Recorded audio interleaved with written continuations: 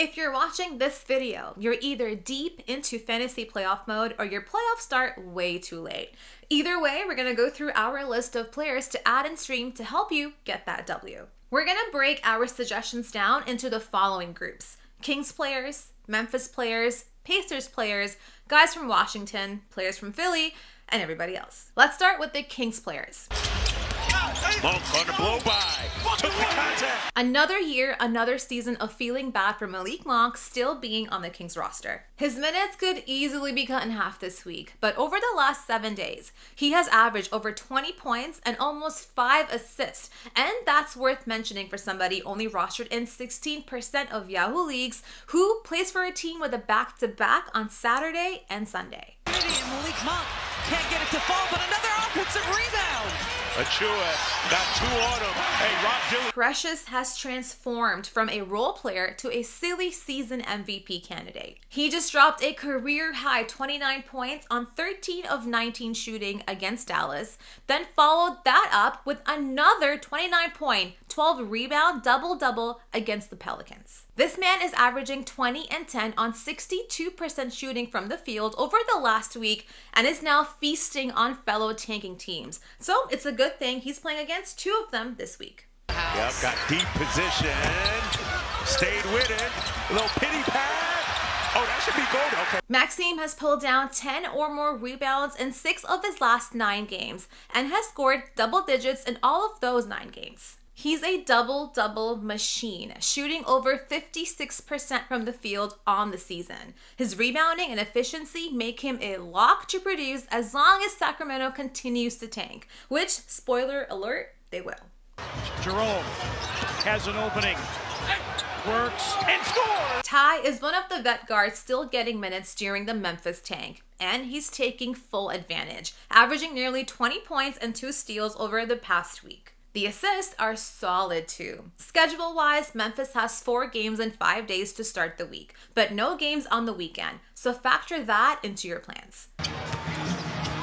Hendricks leans in and scores. Hendricks had a fantastic game recently, scoring 18 points, grabbing 2 steals, blocking 2 shots, and making 3 triples. Over a 3-game stretch, he's been putting up nearly 15 points with 6+ rebounds, blocks, and threes, all from the bench. Memphis is in full developmental mode, and Hendricks is getting the green light. Hendricks going downhill, right at Jordan Miller. Gigi with the foul. Another Grizzly, another opportunity. With Memphis shutting down their vets, Gigi Jackson is getting extended run and producing solid numbers.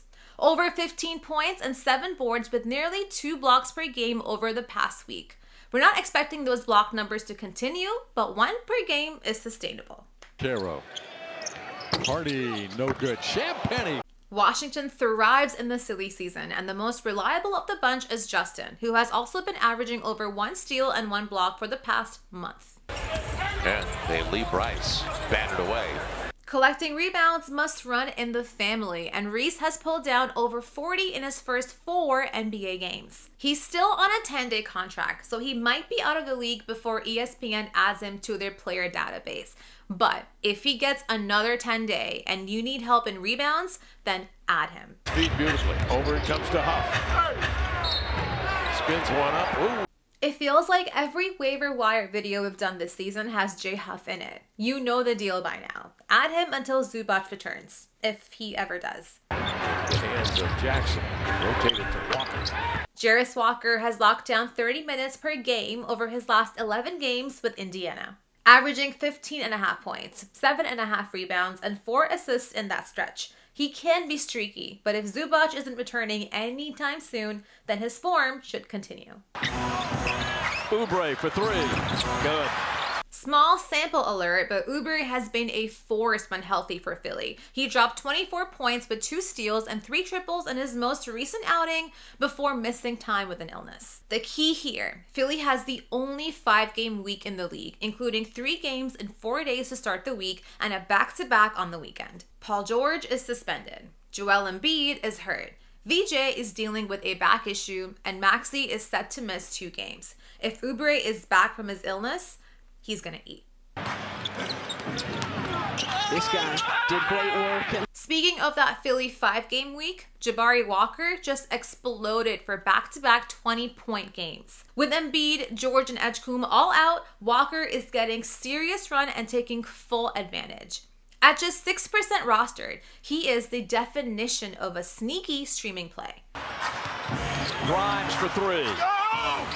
The true definition of boom or bust. In his last 7 games, he has scored 19, 15, 9, 5, 2, 16, and 26 points. Guys, always sit in 5-game weeks, so Grimes is primed to take advantage in at least one of them. On-ball defender to Gillespie for three. Yes! Colin started the season fighting for a backup point guard role and has found himself starting 44 games of 63, averaging 29 minutes a night.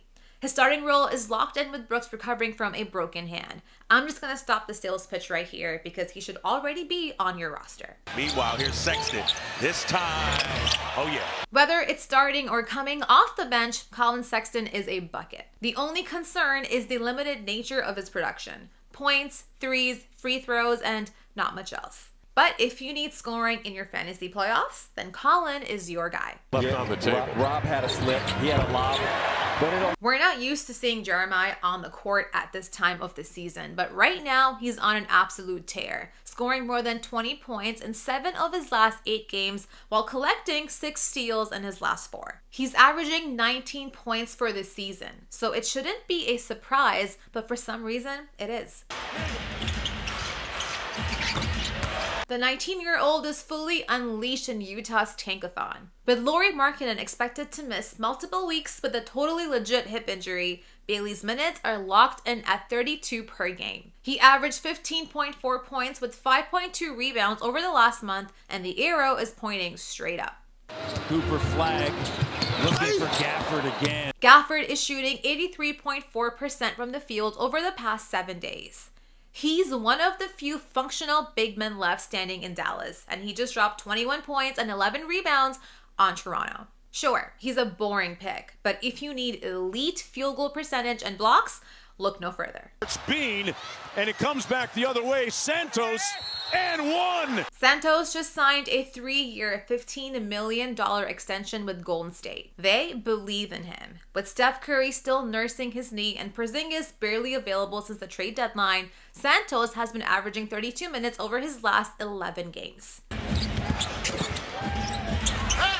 With Franz Wagner out and the Magic leaning into their remaining core, Carter is seeing consistent minutes and producing across the board. Rebounds, blocks, steals, and elite field goal percentage. Orlando is in the thick of the playoff race, so no rest concerns here. Got a good rhythm here in the third quarter as well.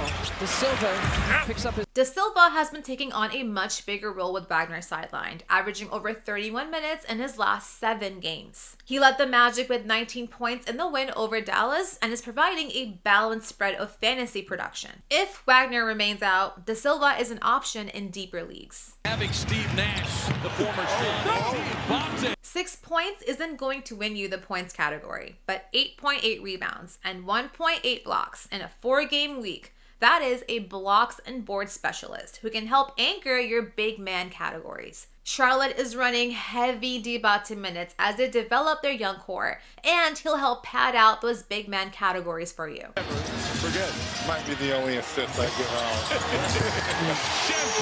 The Spurs have won 14 of their last 15 games and just smashed Houston 145-120. He put up 20 and 9 in the comeback win over the Clippers. And when your team is rolling like this, rolls are locked in. If you need points, threes, and rebounds, Julian is worth streaming. Green light on the way he's shooting it.